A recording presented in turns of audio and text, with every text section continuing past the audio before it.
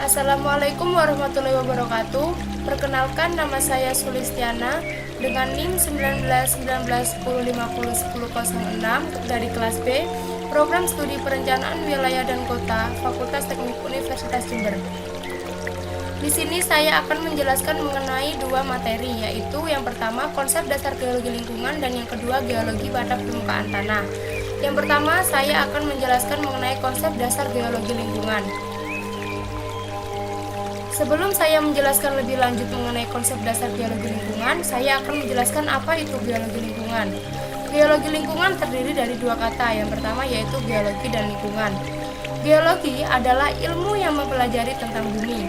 Bumi sendiri meliputi permukaan dan bawah permukaan, batuan sebagai komponen penyusun, serta meliputi proses-proses fisik yang membentuk selama waktu geologi. Proses tersebut meliputi proses eksogen dan endogen. Kemudian yaitu lingkungan. Lingkungan merupakan total keseluruhan dari suatu keadaan. Lingkungan ini meliputi kondisi fisik dan sosial budaya. Kondisi fisik ini berupa bentukan lahan, udara, air, dan gas. Sedangkan sosial budaya meliputi etika, ekonomi, estetika, dan kenyamanan. Di dalam ilmu geologi lingkungan terdapat 7 konsep dasar, yaitu konsep pertama, menjelaskan bahwa bumi ini pada dasarnya merupakan sistem tertutup dengan berbagai macam peristiwa yang terjadi karena aktivitas-aktivitas setiap bagian dari bumi. Pada konsep pertama ini, bumi dikatakan sebagai sistem dengan 4 buah bagian yang terdiri dari atmosfer, hidrosfer, biosfer, dan litosfer. Pada konsep kedua dijelaskan bahwa bumi merupakan satu-satunya tempat yang paling sesuai dengan kehidupan manusia. Namun, sumber daya yang dimiliki sangat terbatas. Pada konsep ketiga, dijelaskan bahwa proses-proses fisik yang terjadi di bumi mengubah bentang alam yang kita miliki, yang kemudian dapat diperoleh pengetahuan tentang sejarah biologi mengenai proses yang telah terbentuk pada masa lalu, yang saat ini kita masih bisa lihat hasil dari proses tersebut. Berikut merupakan skema proses-proses geologi yang kemudian merubah bentang alam. Pada konsep keempat, dijelaskan tentang banyak proses alam yang terjadi di bumi yang dapat membahayakan makhluk hidup di bumi. Contohnya, yang pertama adalah aktivitas gunung berapi, selanjutnya tsunami, kemudian tanah longsor, gempa bumi, dan lain sebagainya. Bencana-bencana tersebut terjadi karena dampak dari semua proses yang ada di bumi sebagai akibat dari suatu sistem yang terus bergerak.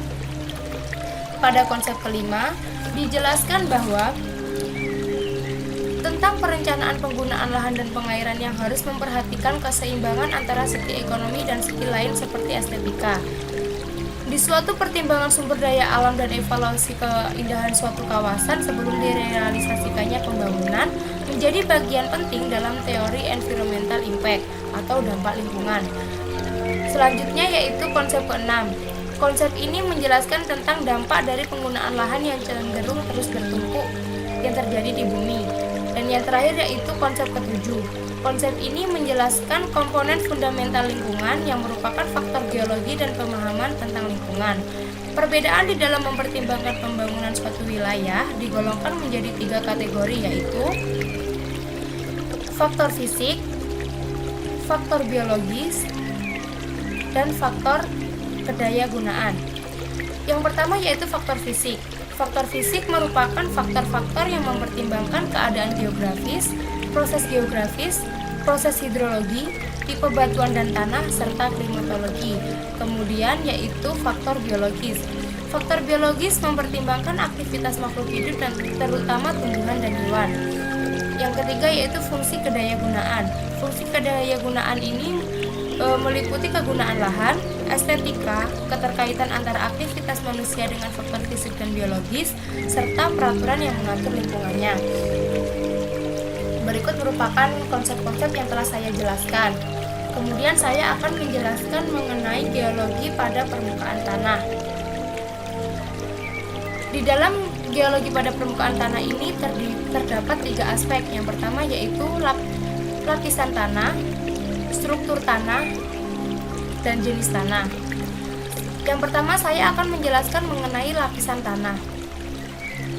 Lapisan tanah ini terdiri atas beberapa lapisan di dalam lapisan tanah, dari atas hingga bawah, yang memiliki jenis, struktur, hingga batuan yang dikandung dalam tanah berbeda-beda. Berikut merupakan gambar lapisan tanah yang akan saya jelaskan secara rinci. Pada gambar ini dapat dilihat bahwa tanah terdiri dari 4 lapisan, yaitu lapisan atas, lapisan tengah, lapisan bawah, dan lapisan batuan induk. Yang pertama akan saya jelaskan mengenai tanah pada bagian lapisan atas. Tanah pada lapisan atas memiliki warna yang gelap dan kehitaman dengan tebal tanah antara 10 hingga 30 cm. Pada bagian ini merupakan bagian lapisan tanah yang paling subur. Mengapa demikian? Dikarenakan pada lapisan ini terdapat bunga tanah atau yang sering kita sebut humus. Tidak hanya itu, pada lapisan ini mencakup semua komponen tanah, yaitu mineral sebanyak 45%, bahan organik sebanyak 5%, air antara 20 hingga 30%, dan udara yang terkandung dalam tanah antara 20 hingga 30%. Kemudian yaitu lapisan bagian tengah. Lapisan tanah tengah ini terletak tepat di bagian bawah lapisan atas tanah dengan ketebalan antara 50 cm hingga 1 meter, di mana pada lapisan ini memiliki warna lebih cerah daripada lapisan di atasnya. Lapisan ini terbentuk dari campuran pelapukan lapisan di bawahnya dengan sisa material lapisan atas yang terbawa air, kemudian mengendap sehingga pada lapisan ini sering disebut tanah liat. Selanjutnya yaitu lapisan tanah bawah. Tanah pada lapisan ini berwarna lebih cerah dan lebih padat daripada tanah lapisan atasnya, dengan tebal antara 50 hingga 60 cm. Tanah ini sering disebut tanah cadas atau tanah keras. Pada bagian ini, kegiatan makhluk hidup mulai berkurang, yang biasanya ditumbuhi tanaman berumur panjang dan berakar tunggang dalam dan panjang. Kemudian yaitu lapisan batuan induk tanah. Batuan induk merupakan batuan yang berasal dari tanah dengan warna tanahnya yang kemerah-merahan atau kelabu keputih-putihan. Lapisan ini dapat pecah dan diubah dengan mudah, tetapi sukar untuk ditembus akar. Semakin masuk ke dalam, lapisan ini merupakan batuan kecil yang belum mengalami proses pemecahan. Setelah saya jelaskan mengenai lapisan tanah, kemudian akan saya lanjutkan mengenai struktur tanah. Sebelum dijelaskan lebih lanjut mengenai struktur tanah, saya akan menjelaskan apa sih itu tanah. Tanah sendiri merupakan bagian kerak bumi yang tersusun atas mineral dan bahan organik. Tanah membantu dalam proses pertumbuhan tumbuhan dengan menyediakan unsur hara, air, dan unsur-unsur yang diperlukan tumbuhan. Tanah juga menjadi habitat bagi mikroorganisme dari aspek klimatologi. Tanah sebagai penyimpan air dan menekan erosi. Meskipun tanah sendiri juga dapat terkikis.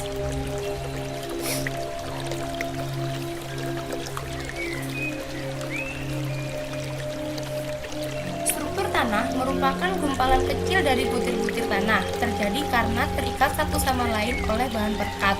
Tanah tersusun atas butir-butir primer dan agregat-agregat primer tanah secara alami, menjadi bentuk tertentu yang dibatasi oleh bidang-bidang. Kemudian yaitu jenis tanah. Di sini saya akan menjelaskan jenis-jenis tanah yang ada di Indonesia. Yang pertama adalah tanah humus. Tanah humus adalah tanah yang sangat subur, terbentuk dari lapukan daun dan batang pohon di hutan hujan tropis yang sangat lebat. Tanah humus ini mengandung banyak unsur hara yang dibutuhkan tanaman. Tanah humus berwarna agak kehitam-hitaman atau gelap. Kemudian yaitu tanah pasir. Tanah pasir ini bersifat kurang baik bagi pertanian yang terbentuk dari batuan beku serta batuan sedimen yang memiliki butir kasar dan berkerikil. Tanah jenis ini biasanya banyak ditemui di daerah sekitar pantai atau kepulauan.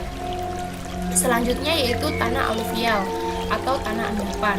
Tanah dengan jenis ini terbentuk dari lumpur sungai yang mengendap di dataran rendah dengan sifat tanah yang subur dan cocok untuk lahan pertanian.